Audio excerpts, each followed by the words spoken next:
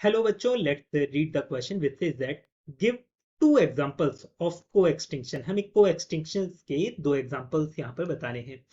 Here the key concept with this question is को extinction.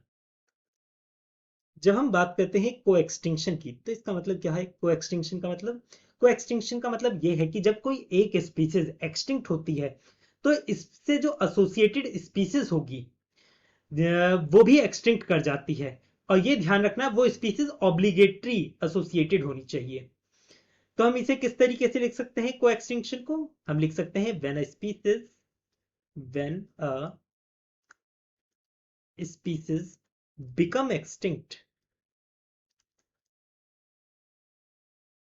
अब जो इससे एसोसिएटेड स्पीसीज है, भले वो प्लांट की हो या एनिमल की हो, the plant and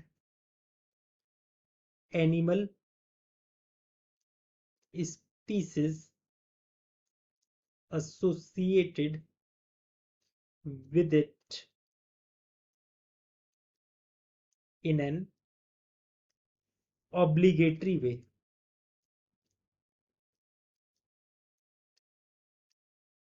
also become extinct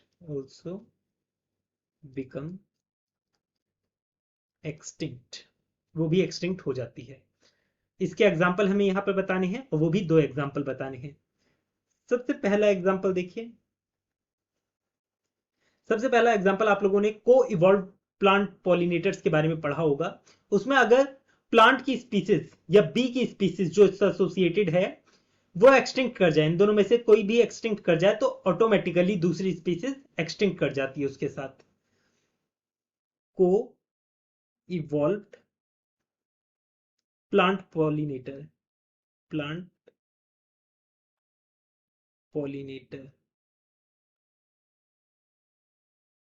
mutualism.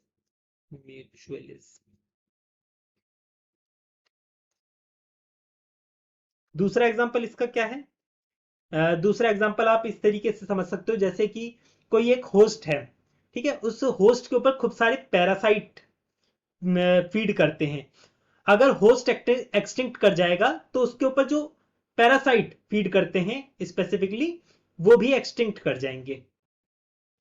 तो हम इसे इस तरीके से लिख सकते हैं, extinction of host species leads to extinction of